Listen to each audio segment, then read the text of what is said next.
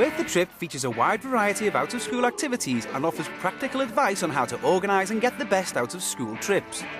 Coming up, the staff and pupils of Greenfold Special School venture out of the classroom to Salford Museum and Art Gallery to explore a history exhibition fit for a pharaoh.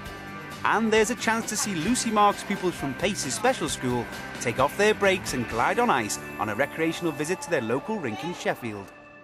JobShare teachers Joanne Hurst and Jan Eggleton from Greenfold Special School in Farnworth are preparing their lower Key Stage 2 class for an educational visit to Salford Museum and Art Gallery. Good morning. Good morning. That's a lovely smile. Normally we go out for half a day, once a fortnight, and twice a term we do go out on full day visits according to the topics that we're doing. The trip is only feasible if the teachers can secure at least one person per wheelchair. Having 6 pupils in the class will mean the same number of staff members are needed for the educational visit. It's quite difficult getting a group of children who are in wheelchairs on an educational visit because they need so much space on the bus to make it safe for them. So one teacher drives one bus, the other teacher will drive the other. We've got mobile phones on board so we can be in contact with each other. Safety is the priority, so 2 buses we feel is the best way to get the children there. The venue is approximately 30 minutes drive from the school.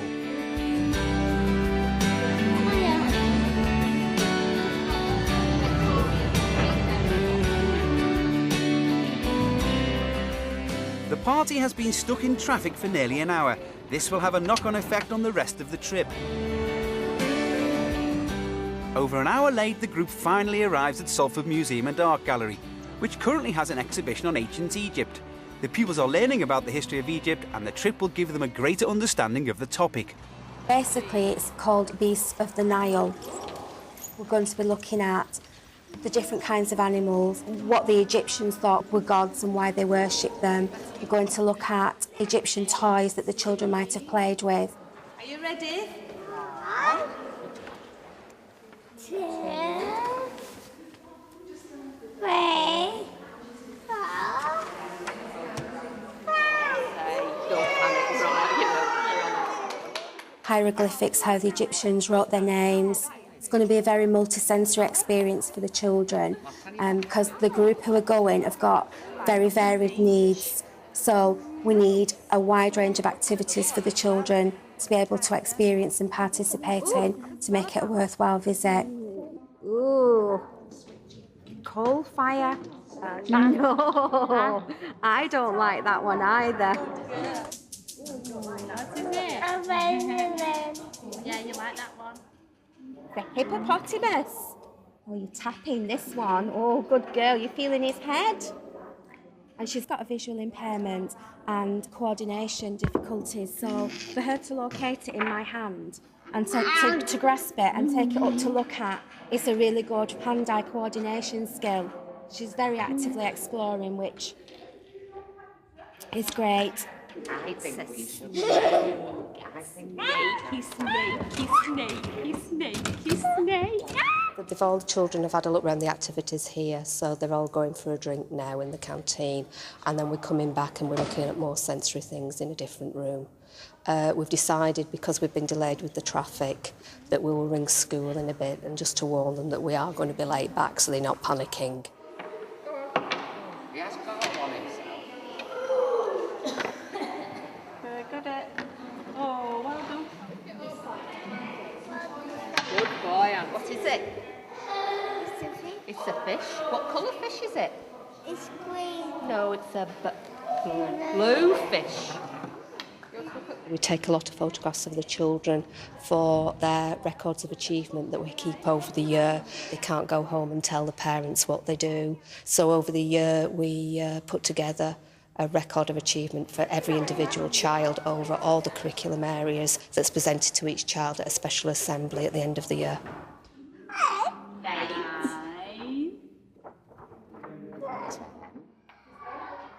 Back in the classroom, the pupils spend the afternoon carrying on their researches into Egypt. All the things we saw all come from a place called Egypt.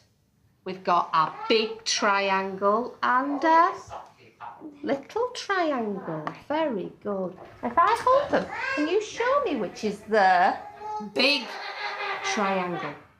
Very good boy. The emphasis of what I've just done is prior to half term we were doing shape recognition and building on that skill with the introduction of a new shape of a pyramid. A giant pyramid. A giant pyramid, yes, that's right. So that's right, where is the giant pyramid? Is there? Well done.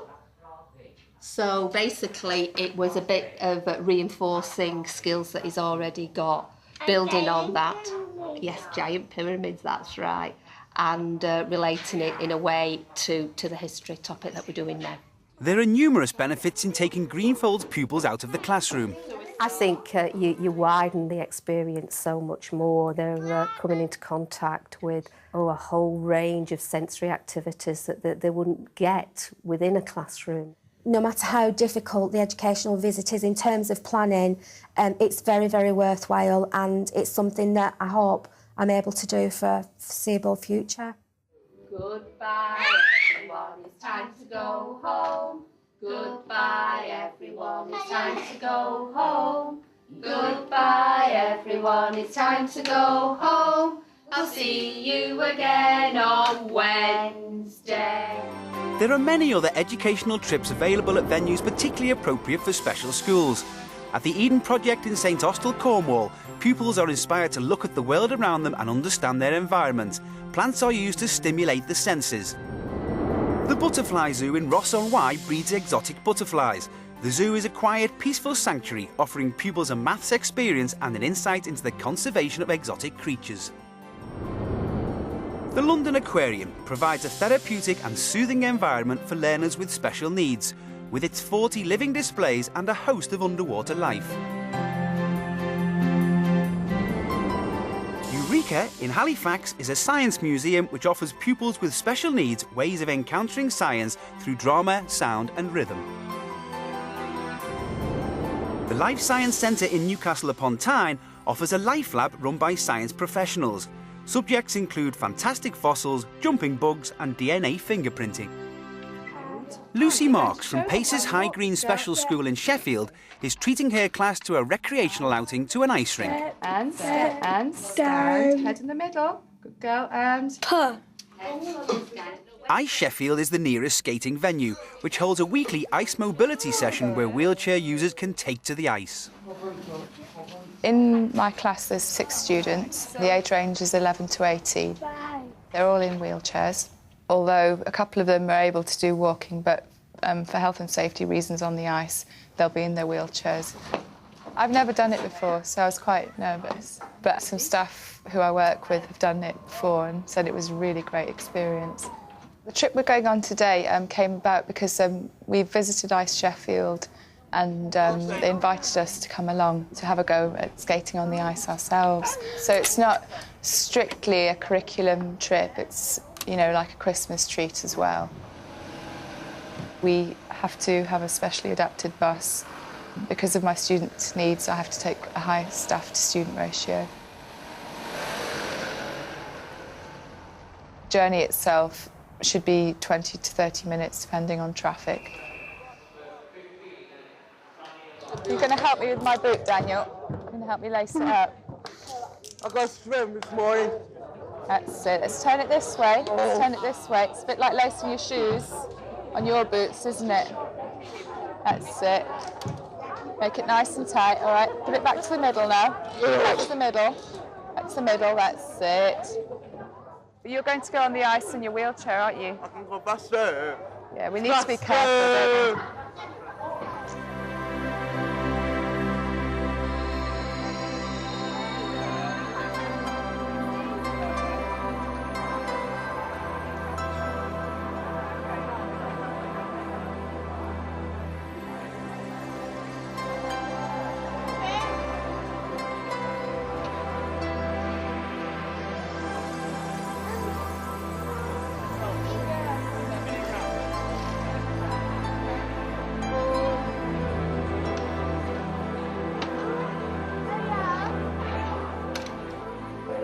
Like, this trip is also really good for like inclusion because it It enables us to take part in like wider activities that aren't necessarily totally curriculum-based.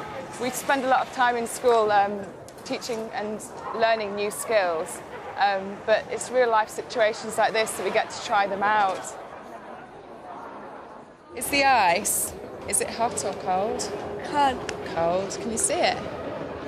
You feel it? Ooh. That's why we've got our coat on, isn't it? Yeah. Yeah. Do you like the ice rink? Yeah. Yeah. Can you see all the people? Yeah. Yeah. Do you like moving around with them? Yeah. Yeah. Jodie. With Jodie. You like going around with Jodie? Joanna. And Joanna. Well, somebody came to see us during lunchtime and invited us to come and look at the ice hockey.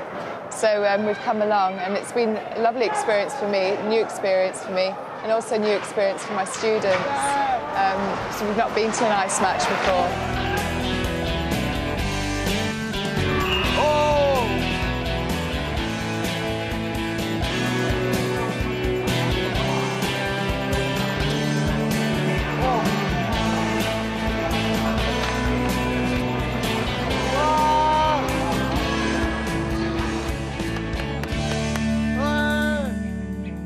In school, we work very hard to develop social skills and life skills, and a trip like this really helps us to extend and develop them and practice them in the real world.